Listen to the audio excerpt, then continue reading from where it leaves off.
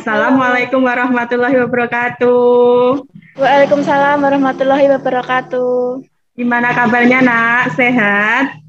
Alhamdulillah sehat, Bu. Ibu sendiri gimana kabarnya? Alhamdulillah, Ibu juga sehat. Kemarin Ibu lihat tuh story WA-nya Mbak Cantik ini. Apakah Mbak Cantik ini suka menanam bunga? Ya, kurang lebih seperti itu sih, Bu. Oh iya, Cantik. Tahu nggak sih kenapa Ibu mengundang Mbak Cantik ini untuk tatap muka lewat Zoom Meet ini? Belum tahu, Bu. Memangnya kenapa ya? Ibu ingin mengajak Mbak Cantik ini untuk melaksanakan kegiatan konseling individu. Konseling individu ini merupakan salah satu kegiatan layanan, bimbingan, dan konseling secara individu untuk membantu memecahkan atau mencari solusi dari permasalahan yang dialami individu serta membantu pengembangan diri secara optimal. Oh, iya, Bu. Apakah Mbak Cantik ini sebelumnya pernah melakukan konseling individu? Belum. Sebelumnya belum pernah. Ibu akan menjelaskan nih Mbak Cantik.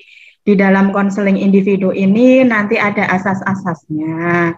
Asasnya itu antara lain yaitu satu, asas kerahasiaan. Jadi nanti Mbak Cantik jangan khawatir karena Ibu akan menjaga kerahasiaan permasalahan yang Mbak Cantik alami. Iya, Bu.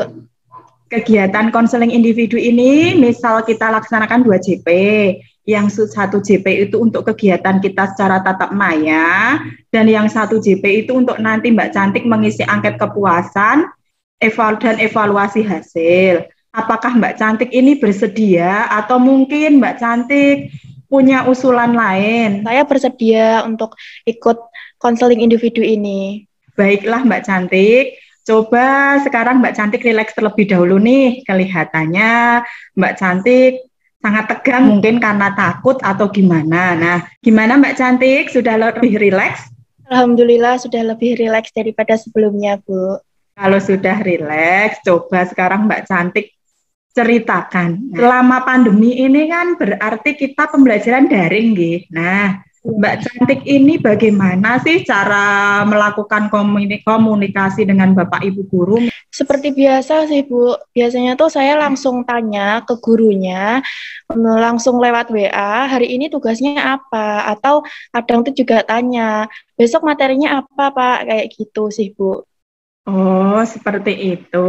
Ketika Mbak Cantik ini WA seperti itu, gimana tanggapan dari Bapak Ibu guru?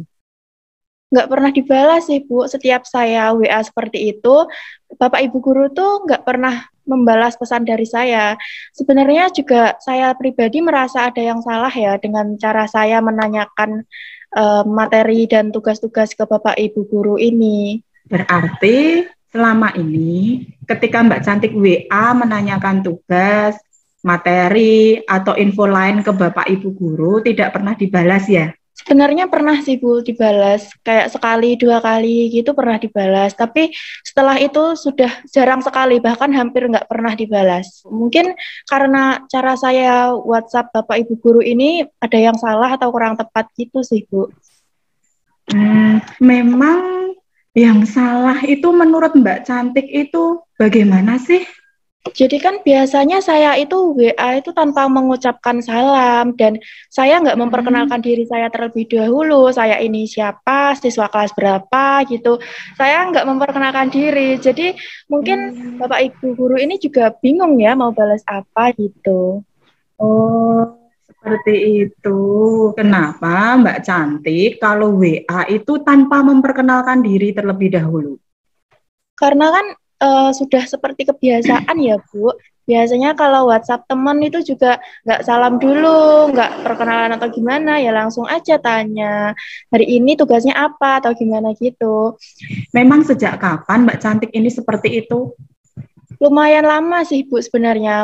Mungkin kira-kira itu kelas 6 SD gitu, ketika menerapkan etika komunikasi dengan Bapak Ibu guru, bahkan kadang-kadang dengan orang yang lebih tua itu terkesan kurang sopan. Sebenarnya saya ini mulai merasakan bahwa etika berkomunikasi saya itu kurang sopan terhadap orang-orang lain yang ada di sekitar saya. Tapi ketika saya ingin merubah itu dari pribadi saya merasa sedikit kesulitan. Pernah saya mencoba menerapkan etika komunikasi dengan baik kepada teman, tapi saya malah jadi canggung, kurang enak, terus ngobrolnya jadi kurang gimana ya, kurang menyatu dengan teman gitu loh, Bu, malah terkesan Berarti kaku. kayak terkesan kaku gitu ya Mbak ya, terkesan Iya, kayak ada sekat gitu ya. iya. Baiklah Mbak Cantik, dari pemaparan Mbak Cantik tadi nih, Mbak Cantik ini sudah sangat luar biasa sekali. Karena apa? Mbak Cantik itu sudah mulai tahu bahwa etika komunikasinya selama ini kurang sopan. Dan sudah pernah belajar juga untuk merubah etika komunikasinya. Nah, kalau boleh tahu lagi nih Mbak Cantik, emang kendala terbesar apa yang membuat Mbak Cantik ini kesulitan untuk merubah etika komunikasinya? Kurang lebih sih ya, Bu, karena pengaruh dari teman-teman di sekitar saya, dari lingkungan sekitar saya, kayak gitu. Ketika mendapatkan permasalahan seperti ini, apa yang dirasakan oleh Mbak Cantik? Sebenarnya perasaan saya ini malu dengan etika komunikasi saya ini, malu dengan ibu, malu dengan teman-teman, terus malu juga dengan bapak ibu guru yang lain, apalagi saya sebenarnya ini sudah pernah diingatkan oleh teman saya yang satu kelas bahwa etika berkomunikasi saya ini kurang baik. Apakah teman Mbak Cantik yang pernah menegur ini pernah juga mengajari Mbak Cantik untuk beretika komunikasi, menghubungi bapak ibu guru yang baik dan sopan? Pernah, Bu. Tapi dari saya pribadi itu sering lupa karena saya bingung mau mulai itu dari mana. Kebingungan saya ini yang terus membuat saya kurang memahami dan lemah gitu dalam menerapkan bahasa Jawa yang baik dan benar. Kita kan orang Jawa ya, Bu. Pasti kan lebih harus ada yang namanya promo alus, promo inggil, dan lain-lain. Nah, seperti itu ya. Kalau orang tua sendiri nih, pernah tidak mengajari Mbak Cantik ini tentang etika komunikasi, terutama ketika Mbak Cantik harus menghubungi guru dengan menggunakan bahasa Jawa yang sesuai, misalnya kayak promo alus, promo inggil, seperti itu Mbak Cantik? Sering, Bu. Memang apa sih yang terlintas dalam pikirannya Mbak Cantik saat ini? Sebenarnya bingung ya, Bu. Ingin merubah etika saya, terutama ketika saya ini WhatsApp Bapak Ibu Guru untuk menanyakan tugas, materi, maupun info-info yang lain. Oh, baiklah. Sekarang mari kita diskusikan dan bicarakan bagaimana solusi terbaik agar Mbak Cantik ini bisa menyelesaikan atau menuntaskan masalahnya. Ya. Nanti Ibu di sini akan menerapkan yaitu WDEP, yaitu W-nya wants, D-nya doing, E-nya evaluation, dan P-nya plans. Nah, dari permasalahan Mbak Cantik tadi, apa yang menjadi keinginan Mbak Cantik saat ini? Keinginan saya ini, saya bisa lebih baik lagi dalam etika berkomunikasi, terutama saat WA Bapak Ibu Guru, itu bisa lebih sopan. Oke, kalau begitu Ibu memahami keinginan Mbak Cantik saat ini. Langkah apa yang akan Mbak Cantik lakukan untuk memenuhi keinginan Mbak Cantik tadi? Saya itu pernah menanyakan materi kepada Bapak Ibu Guru menggunakan etika komunikasi yang sopan, ya seperti mengucapkan salam dan memperkenalkan diri, tetapi saya ini menggunakan bahasa Indonesia dalam mengirim pesan, karena kalau memakai bahasa Jawa itu saya masih kurang paham dan sedikit kesulitan. Apakah langkah-langkah yang Mbak Cantik tadi sudah lakukan itu sudah sesuai dengan keinginannya Mbak Cantik atau belum? Iya, Bu. Tapi saya pribadi ini malu apabila dalam menjalin etika komunikasi dengan Bapak Ibu Guru, keluar dari teman-teman untuk menyusun kata-katanya supaya bisa sopan begitu. Baiklah, kalau begitu Mbak Cantik, apakah mungkin dari Mbak Cantik ini punya alternatif lain? Iya, ada. Kita coba bahas nih Mbak Cantik, Mbak Cantik ini sudah luar biasa sekali. Mbak Cantik, kalau Mbak Cantik ini punya alternatif solusi dari permasalahannya. Punya form untuk Mbak Cantik isikan alternatif perencanaan penyelesaian masalahnya Mbak Cantik ini. Nah, nanti yang mengisi form ini adalah Mbak Cantik, bukan Bu Eni. Bu Eni ini hanya membantu mengarahkan saja apa yang akan Mbak Cantik rencanakan, dan yang telah direncanakan Mbak Cantik adalah apa yang akan Mbak Cantik ini lakukan ke depannya agar permasalahan Mbak Cantik ini terselesaikan. Alternatif yang pertama itu seperti apa Mbak Cantik rencananya? Mulai WA dengan mengucapkan salam dan memperkenalkan diri terlebih dahulu kepada Bapak Ibu guru, tetapi menggunakan bahasa Indonesia, Bu. Oke, saya ketikkan di sini ya Mbak Cantik. Oke, bagus sekali Mbak Cantik. Apakah selain ini ada lagi Mbak Cantik rencananya? Saya ingin memperbaiki etika komunikasi dengan semua orang, tidak hanya Bapak Ibu guru, tidak hanya dalam WA, tapi juga pada saat nanti berkomunikasi secara langsung, saat tatap muka dengan Bapak Ibu guru, harus memakai bahasa Indonesia, karena kalau memakai bahasa Jawa, saya belum bisa. Oke, lalu apakah ada lagi Mbak Cantik? Bu juga punya saran nih dari Ibu, boleh dipakai, boleh tidak. Nah, hanya Mbak Cantik ini bisa menerapkan perilaku asertif, yaitu tidak ikut-ikutan teman dan bisa membedakan mana yang kurang sopan dan mana yang tidak. Kalau saya ini pengennya tidak terpengaruh atau ikut-ikutan dengan cara etika komunikasi teman saya, Bu. Oke, berarti diterima nggih sarannya Ibu nggih? Terima. Bagus sekali Mbak Cantik.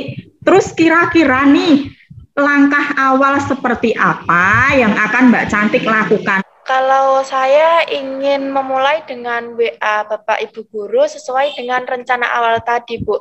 Dan saya akan mempraktekannya nanti setelah konseling ini untuk menanyakan materi kepada Bapak Ibu guru. Oke, bagus sekali ini Mbak Cantik, ini luar biasa loh, sudah bisa merencanakan. Nah memang benar Mbak Cantik.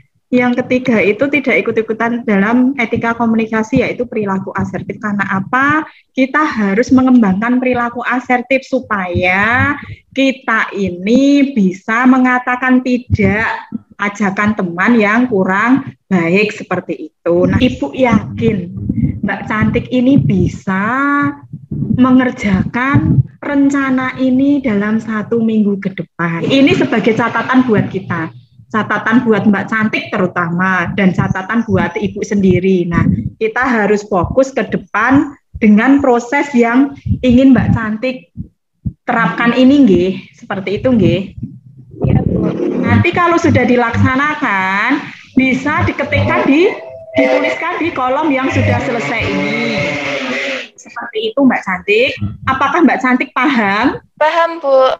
Dari konseling individu ini yang sudah kita laksanakan ini, kesimpulan apa yang didapatkan oleh Mbak Cantik?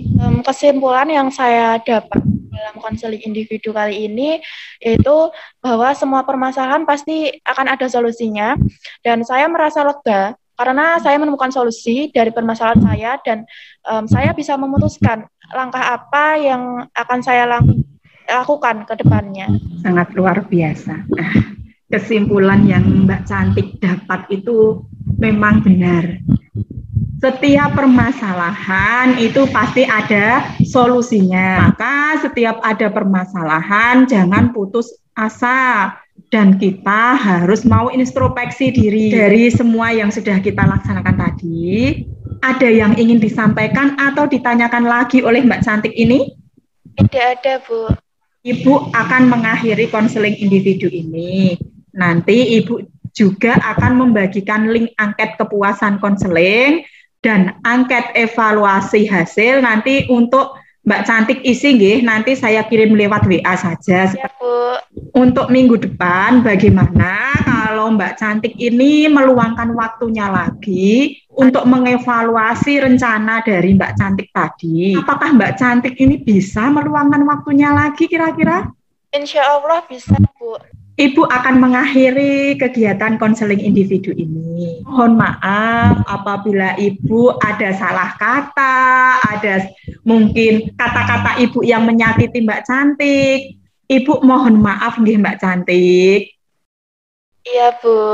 Sampai jumpa minggu depan. Semangat karena Mbak Cantik pasti bisa. Saya akhiri. Wassalamualaikum warahmatullahi wabarakatuh. Waalaikumsalam warahmatullahi wabarakatuh.